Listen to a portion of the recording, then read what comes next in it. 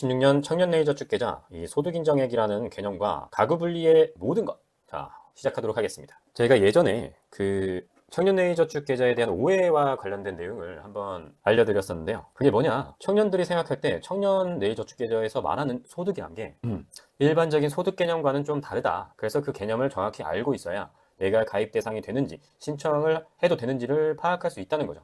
물론 현실적으로 지원 대상이 많지는 않습니다. 왜냐하면 올해부터는 기준중위소득 50% 초과자의 신규 모집이 전면 중단되었기 때문이죠. 그렇기 때문에 이 50% 경계인 분들이라면 이 아슬아슬한 소득 기준을 정확히 파악해야 손해를 보지 않으실 수 있겠죠. 이 소득을 볼 때 가구원 소득을 전체로 보기 때문에 뭐 나만의 통장 내 소득만 이제 봐가지고는 알 수가 없죠. 즉 가구 소득은 소득 인정액이라는 개념에 의해서 계산을 한다. 특히 1인 가구 청년이라면 본인이 생각했을 때는 신청 대상이 아닌가 보다 할 수도 있지만 이 개념에 의해서 계산을 해보면 신청 대상이 될 수도 있습니다. 자, 아무도 여러분들의 혜택을 위해서 도와주지 않습니다. 스스로 혜택을 찾아서 신청을 하고 혜택을 받아야 하는 게 현실입니다. 이 소득인정액이라는 개념에 대해서 설명을 좀 해드리려고 합니다. 그런데 왜 여기서 소득인정액을 얘기하는지 모르시는 분들이 있을 수 있기 때문에 잠시 짧게 설명을 하자면 청년내일저축계좌의 가입 대상을 결정하는 가장 중요한 포인트는 가구소득이거든요. 자, 그런데 이 가구소득은 본인이 주거와 생계를 같이 하는 가구원을 모두 포함을 합니다. 이 가구소득을 파악하기 위해선 1번 먼저 가구원이 누구냐를 파악을 해야 되는데요. 이거는 조금 뒤에서 어차피 아시게 될 것 같으니까 패스하고요.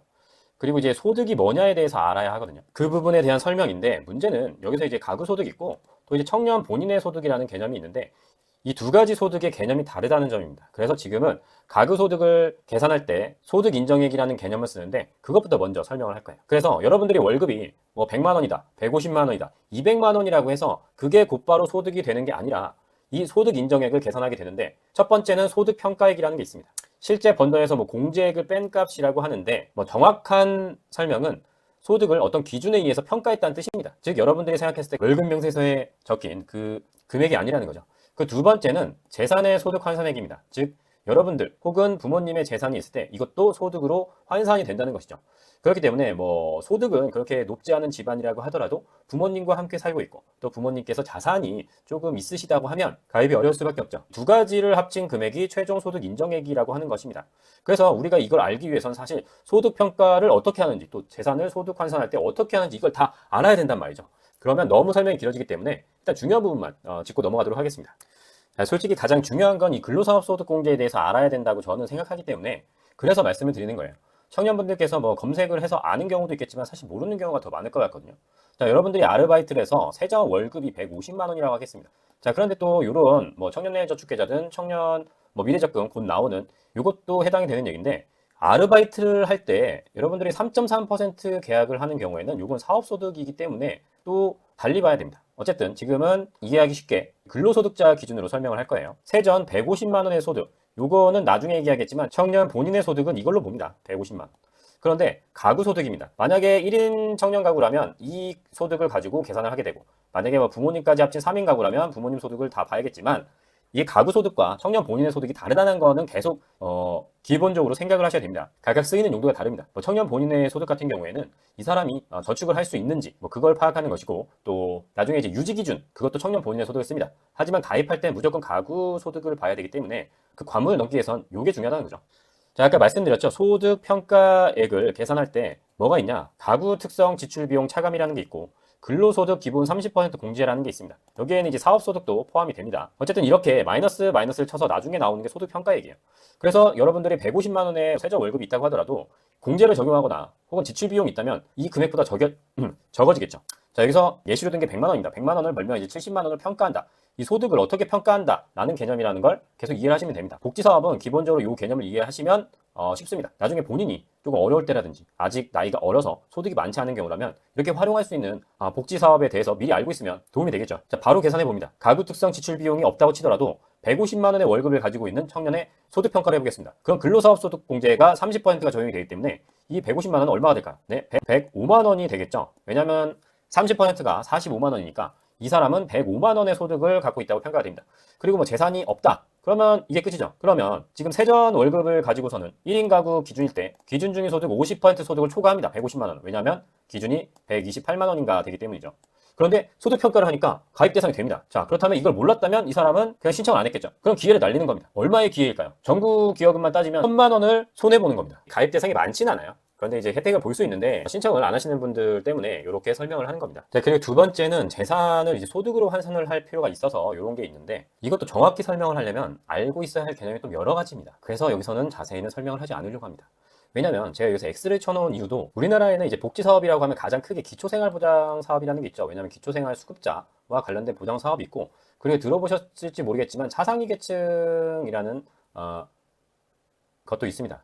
그런데 두 개가 뭐 비슷해 보이지만 각각 계산하는 방식이 좀 달라요. 그렇기 때문에 이 금융재산 같은 경우에도 기초생활보장사업 같은 경우에서는 6.26%를 쓰지만 차상위에선 4.17%로 되어 있거든요. 근데 지금 청년내일저축계좌 같은 경우에는 차상위 자산 형성을 따른다고 되어 있기 때문에 6.26이 아니라 4.17로 봐야 된다라는 걸 제가 여기서 표시를 한 거죠. 기본적으로 요거를 이제 모르는 상태에서 PPT를 이제 만들어줬기 때문에 그런 거고 어쨌든 부채가 차감이 되고 재산이 별로 없다면 사실 재산의 소득 환산율에 의한 금액이 많지는 않습니다. 다만 자동차, 이 월 100%에 적용되는 자동차가 있는 경우에는 거의 이게 될 수가 없어요. 네. 그래서 포인트로 짚어주는 건 맞는 말입니다. 네, 그보다 먼저 지금 가구 소득을 구하는 방식에서 아까 맨 처음 제가 말씀드렸던 것 중에 하나가 이 가구원이 대체 누구냐라는 거를 헷갈릴 수가 있단 말이죠. 보통은 가구원이라고 하면 주민등록을 같이 하는 사람을 얘기합니다. 여러분들 누구랑 같이 사세요? 근데 지금 혹시 따로 살고 있는데 뭐 주민등록은 같이 되어 있는 그런 경우도 있겠죠. 그래서 원칙은 가구원이라고 하는 건 주거와 생계를 같이 하는 사람입니다. 이게 무슨 뜻이냐면 주거를 달리 하더라도 생계를 같이 하면 같은 가구원으로 본다는 뜻이에요. 이게 기초생활보장사업처럼 복지와 관련된 내용이기 때문에 이런 식으로 설명을 하고 있는 겁니다. 다만 여기서 포인트는 뭐냐? 청년내일 저축계좌는 부모님하고 같이 사는 청년보다는 따로 사는 청년이 더 가입되기 쉽습니다. 이게 포인트입니다. 물론 부모님하고 함께 살아도 뭐 기준 가구 소득이 적어서 뭐 될 수도 있어요. 근데 이런 가구는 보통 실제로 복지 혜택을 받고 있는 가구일 가능성이 높고요. 그렇지 않은 사람이라면 거의 대부분 이 상태여야 가입이 가능할 것이다 라는 걸 말씀드리는 겁니다. 그냥 높아심에서 말씀을 드리는 거지만 요즘 뭐 AI가 좋아져서 물론 저도 AI한테 PPT를 만들어 달라고 하는데 근데 이런 뭐 신청 뭐 이제 기준이라든지 그런 거에 대해서 AI의 말을 뭐 무조건 100% 신뢰할 수는 없습니다. 물론 확률 높게 이제 물어볼 수 있는 방법은 있어요. 그런데 보통은 그게 아니라 그냥 AI한테 질문하실 거잖아요. 네, 그런 경우에는 좀 조심을 하시면 좋을 것 같습니다. 자, 그런데 어떻게 해서 청년 혼자만 소득 심사를 받을 것이냐? 그 얘기는 결국은 가구 분리를 알고 있어야 된다는 거죠. 자, 여러분들이 지금 부모님하고 따로 산다고 하더라도 여러분들이 30세 미만이라고 하면 원칙적으로는 부모님 가구를 포함해서 심사를 해요. 왜냐하면 아까 전에 제가 생계 기준을 말씀드렸잖아요. 주거와 생계를 같이 하면 같이 심사한다. 여러분들이 30세 미만이고 만약 일을 하지 않는 대학생이라고 한다면 여러분들 뭘로 먹고 사실 겁니까? 부모님께서 지원을 해주실 거 아니에요? 그래서 그런 경우에는 당연히 보는 게 맞죠. 그런데 30세를 넘으신 분들은 그냥 혼자 살고 있으면 그냥 1인 가구가 되는 겁니다. 뭐 그냥 나이 기준으로 나누는 게 이상할 수도 있는데 이제 30세 정도 되면 옛날부터 보통은 생계를 달리하는 가구로 이제 봤다는 거죠. 물론 이제 시대가 변하면서 뭐 캥거루족이라든지 뭐 이런 용어도 생겼지만 어쨌든 나이가 많으신 분들 같은 경우에는 뭐 거주지만 다르면 본인 소득이 적을 경우 바로 이제 가입이 가능한데 문제는 30세 이상인데 소득이 또 적은 것도 이제 문제는 있죠. 하지만 지금 뭐 대학원생이라든지 뭐 이렇게 소득이 적은 경우는 있을 수 있죠. 그것도 현재 만약에 일을 쉬고 있다든지 다양합니다. 사람마다. 그렇기 때문에 본인이 혜택을 받을 수 있는지는 본인이 파악을 하실 수밖에 없습니다. 그렇기 때문에 만약 30세 이상이신 분들 같은 경우에는 만약에 지금 같이 살고 있다 하면은 뭐 내년 신청도 있을 테니까 지금 청년내일저축계좌가 만 39세로 되어 있잖아요.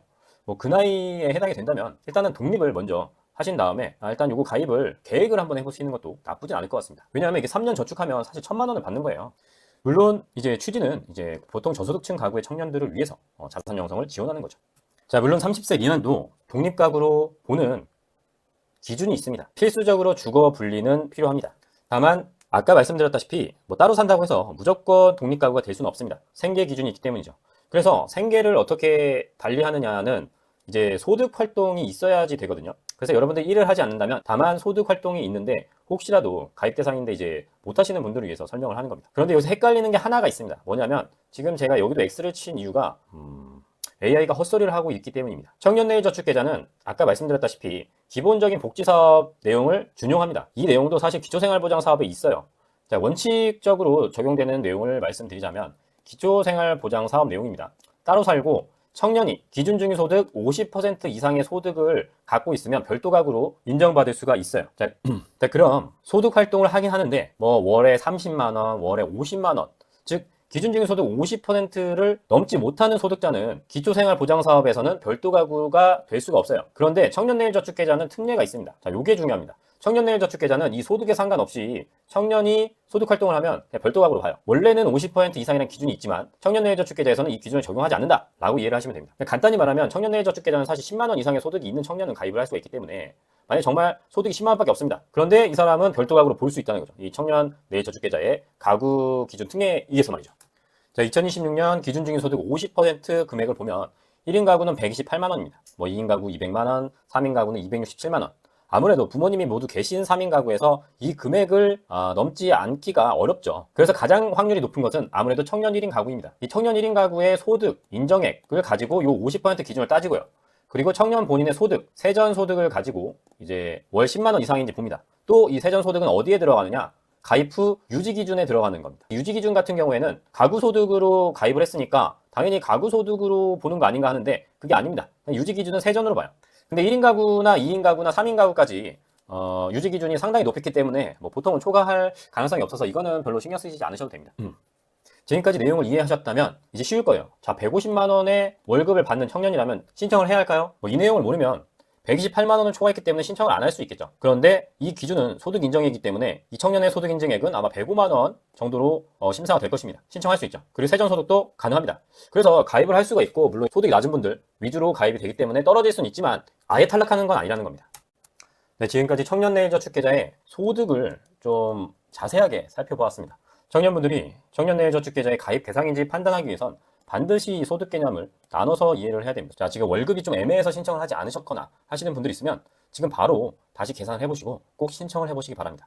그러나 아까 전에 잠깐 말씀드렸다지만 이게 한정된 자원을 가지고 선정을 하는 것이기 때문에 심사 기준표에 따라 가입 조건은 되지만 꼭 가입이 되는 건 아닙니다. 그래도 만 39세까지니까 그 전에 기회가 있을 때 꼭 가입을 해보시면 좋을 것 같습니다. 자, 여러분들 오늘 내용 유익하셨다면 좋아요와 구독 부탁드립니다. 저는 또 다음에 찾아뵙도록 하겠습니다. 감사합니다.